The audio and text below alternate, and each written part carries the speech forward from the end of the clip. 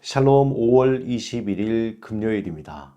오늘도 우리를 보호하시고 우리를 사랑하시며 또한 우리와 함께 하시는 하나님을 의지하며 복된 하루가 되시기를 주님의 이름으로 축원합니다.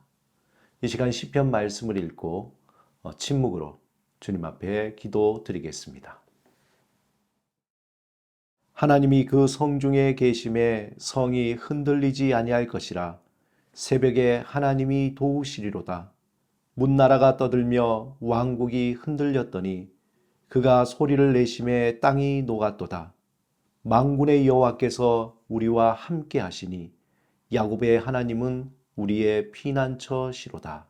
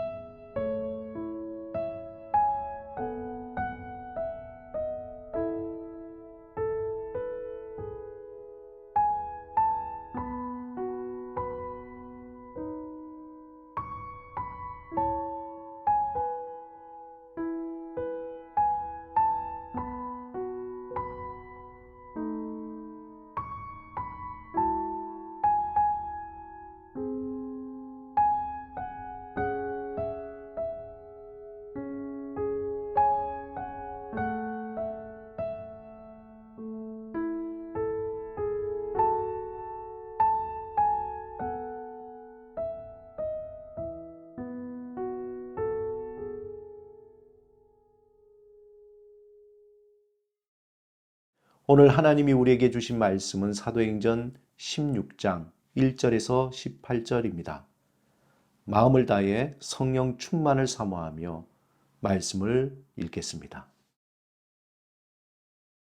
바울이 더베와 루스드라에도 이름에 거기 디모데라 하는 제자가 있으니 그 어머니는 믿는 유대의 여자요 아버지는 헬라인이라. 디모데는 루스드라와 이고니온에 있는 형제들에게 칭찬받는 자니 바울이 그를 데리고 떠나고자 할새 그 지역에 있는 유대인으로 말미암아 그를 데려다가 할례를 행하니 이는 그 사람들이 그의 아버지는 헬라인인 줄 다 알미러라.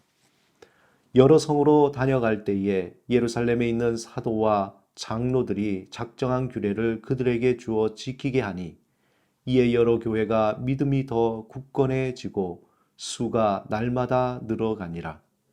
성령이 아시아에서 말씀을 전하지 못하게 하시거늘 그들이 블루기아와 갈라디아 땅을 다녀가 무시 앞에 이르러 비두니아로 가고자 애쓰되 예수의 영이 허락하지 아니하는지라.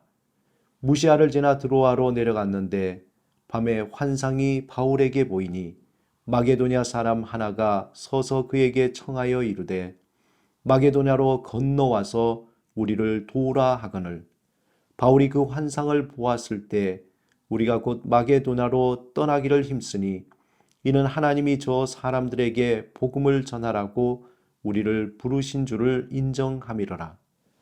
우리가 드로아에서 배로 떠나 사모드라게로 직행하여 이튿날 네아폴리로 가고 거기서 빌립보에 이르니 이는 마게도냐 지방의 첫 성이요 로마의 식민지라. 이 성에서 수일을 유하다가 안식일에 우리가 기도할 곳이 있을까 하여 문밖 강가에 나아가 거기 앉아서 모인 여자들에게 말하는데 두아디라시에 있는 자색옷감 장사로서 하나님을 섬기는 루디아라 하는 한 여자가 말을 듣고 있을 때 주께서 그 마음을 열어 바울의 말을 따르게 하신지라. 그와 그 집이 다 세례를 받고 우리에게 청하여 이르되 만일 나를 주 믿는 자로 알거든 내 집에 들어와 유하라 하고 강권하여 머물게 하니라. 우리가 기도하는 곳에 가다가 점치는 귀신 들린 여종 하나를 만나니 저므로 그 주인들에게 큰 이익을 주는 자라. 그가 바울과 우리를 따라와 소리질러 이르되 이 사람들은 지극히 높은 하나님의 종으로서 구원의 길을 너희에게 전하는 자라 하며 이같이 여러 날을 하는지라. 바울이 심히 괴로워하여 돌이켜 그 귀신에게 이르되 예수 그리스도의 이름으로 내가 네게 명하노니 그에게서 나오라 하니 귀신이 즉시 나오니라. 사도행전 15장 40절과 41절에 보면 바나바와 갈라선 바울은 신라를 택한 후에 형제들에게 주의 은혜를 부탁함을 받고 떠나서 수리아와 길리기아로 다니며 교회들을 경고하게 했다고 나옵니다. 바울과 신라가 안디옥을 떠나서 제1차 선교여행 때 복음을 전했던 수리아와 길리기아에 있는 교회들을 다시 돌아보고 그들의 믿음을 경고케 한 것입니다. 그리고 더베와 루스드라에 이르러 디모데를 만나게 되는데 그 이후에 바울은 디모데를 데리고 선교 여행을 함께 떠나게 됩니다. 그리고 아시아로 가려고 그들은 계획을 다 했던 것이죠. 그런데 여러 가지 생각지 못한 상황들이 벌어졌습니다. 그 상황은 구체적으로 성경에 나와 있지는 않습니다. 단지 본문 6절에 보면은 성령이 아시아에서 말씀을 전하지 못하게 하시거늘 이렇게만 표현이 되어 있습니다. 그래서 바울은 무시아 앞에서 비두니아로 가고자 했지만 그 상황이 허락지 않았던 것입니다. 당시 상황적으로 어떤 일이 일어났는지 자세히 알 수는 없습니다.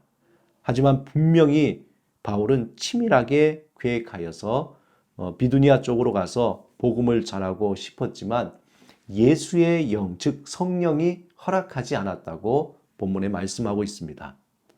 한마디로 복음을 전하기 위해서 매우 어려운 상황이었다는 거죠. 가고 싶지만 갈 수 없는 여러 가지 장애적인 여러 가지 요소들이 있었던 것입니다. 그래서 바울은 할 수 없이 무시아를 지나서 드로아에 일단 머물기로 했습니다. 이때 바울은 그날 밤 환상을 통해서 하나님의 새로운 음성을 듣습니다. 오늘 본문 9절에 보면은 밤의 환상이 바울에게 보이니 마게도냐 사람 하나가 서서 그에게 청하여 이르되 마게도냐로 건너와서 우리를 도우라 하거늘. 굉장히 구체적인 그러한 환상을 보게 됩니다. 바울은 원래 계획했던 아시아에서 복음을 전하는 그 계획이 진행되지 않자 무척 고민했을 것입니다. 하나님이 어떻게 하실까? 왜 이런 상황이 일어났을까? 우리 마음의 원이지만 왜 이렇게 상황이 막힐까? 고민했던 것이죠. 나름대로 바울은 고집이 있던 사람이기 때문에 바울은 어떻게든지 아시아로 복음을 전하러 가려고 했을 것입니다. 하지만 상황이 그렇게 녹록지 않게 되자 이러한 상황을 보면서 하나님이 이 길을 허락지 않는구나 라고 그는 판단하게 됩니다. 이러한 상황을 보면서 바울은 하나님이 어떻게 인도하실지에 대해서 기도하며 준비했습니다. 이때 하나님이 바울에게 정말 신비로운 경험을 하게 하셨는데 성경에는 환상이라고 되어 있습니다. 바울은 정말 꿈을 꾼 것인지 아니면 직접 환상을 본 것인지는 알 수 없습니다. 그 환상은 놀랍게도 그가 전혀 생각지 못했던 것이었습니다. 그 환상은 그의 계획과 전혀 다른 방향인 마게도냐로 건너가서 복음을 전하라는 것입니다. 그리고는 그것이 하나님의 뜻임을 알고 믿고 순종하여 그는 마게도냐로 떠나게 됩니다. 그런데 여기서 바울의 태도에 대해서 굉장히 주목해 볼 필요가 있습니다. 바울은 자신의 계획했던 것이 이루어지지 않자 어떤 합리적인 이유로 계획을 수정한 것이 아니라 어떤 환상을 보고 계획을 수정했습니다. 여러분 어떻게 생각하십니까? 바울이 어떤 사람입니까? 그는 지식인 중에 지식인입니다. 또한 매우 합리적이고 용의주도하고 고집이 있는 그러한 사람이었습니다. 그런데 그가 자신의 계획을 그렇게 쉽게 포기하고 변경한 것이 이상하지 않습니까? 본문에 밤에 환상이 보였다고 했지 예수의 영이 말씀하셨다거나 하나님의 음성이 들렸다는 말은 없습니다. 이것을 그렇게 쉽게 생각할 수 있는 그런 일은 아닙니다. 바울은 예수 그리스도를 만나면서 성령이 임하여 그런 죄인 중에 괴수와 같은 자신을 그는 들여다보게 된 것입니다. 하나님의 전적인 은혜가 아니고서는 구원을 받을 수 없는 자신의 모습을 뚜렷하게 본 것입니다. 믿음으로 살아가면 살아갈수록 그는 더 구체적으로 자신의 실체를 보게 된 것입니다. 그가 하나님의 은혜를 경험하면 할수록 자신이 얼마나 소망이 없는 존재인가를 깨달은 것입니다. 바울은 전적으로 그렇기 때문에 하나님을 전적으로 의지했습니다. 자신의 지식과 능력을 의지하기보다 마음을 다해 성령님께 귀를 기울이고 하나님께서 나를 통해서 무엇을 하시려는가 그 말씀에 귀를 기울이게 된 것입니다. 바울은 자신의 모든 권위를 내버리고 또한 하나님을 의지하게 됩니다. 자신의 지식과 능력을 의지하기보다는 마음을 다해서 성령님께 귀를 기울였다는 것입니다. 바울은 자신의 모든 권위를 버리고 자신을 구원하기 위해서 종의 형체로 오신 그 예수 그리스도를 죽기까지 복종하며 살기를 원했던 것입니다. 그것이 진정 이 땅에서 살아가야 할 길이기 때문에 그는 그러한 순종의 마음을 가졌습니다. 그것이 자신의 생명을 가지고 살아가는 유일한 길임을 알기 때문에 그것이 오직 자신이 살 길이기 때문에 그것만이 살 길이라는 걸 알기 때문에 예수님께 순종했던 것입니다. 우리는 어떻습니까? 우리가 그리스도의 종으로 순종하며 살지 못하는 것은 아직 세상에서 살만하구나. 그렇기 때문에 그렇지 않을까요? 아직 우리의 실체를 제대로 보지 못하기 때문에 그래도 나는 괜찮아. 그래도 나는 멋진 놈이야. 그래도 나는 나 혼자 스스로 할 수 있어 라는 어떤 그러한 생각 때문에 우리는 하나님의 말씀에 순종하지 못하는 것이 아닐까요? 우리 안에는 선한 것이 하나도 없다는 것을 제대로 깨닫지 못하기 때문에 온전히 하나님의 음성을 의지하지 못하는 것이 아닐까요?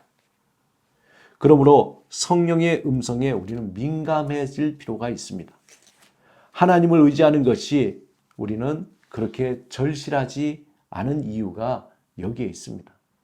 하나님의 말씀에 순종하며 살아가는 것이 너무도 부담스럽게 느껴지는 것이 여기에 있습니다. 우리 실체를 알지 못하기 때문에 그래도 나에게 힘이 있다.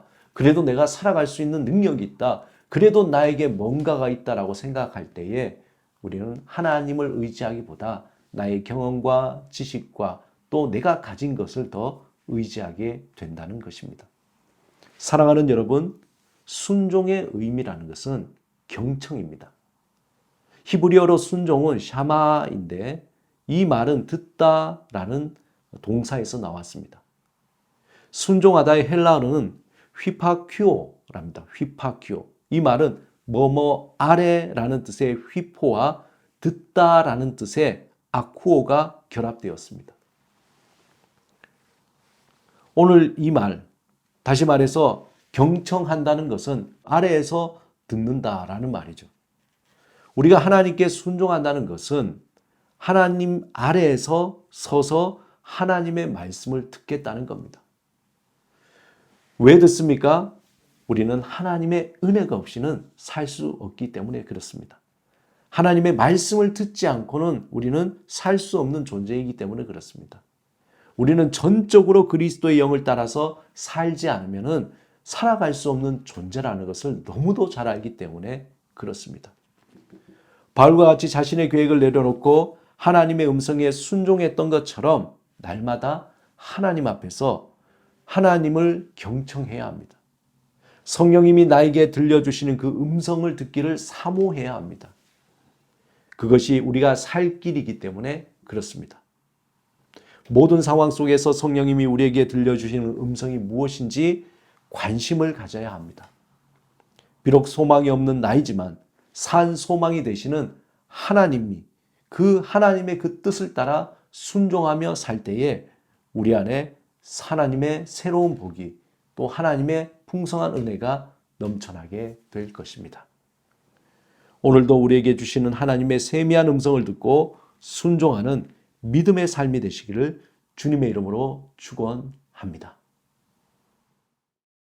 함께 기도드리겠습니다.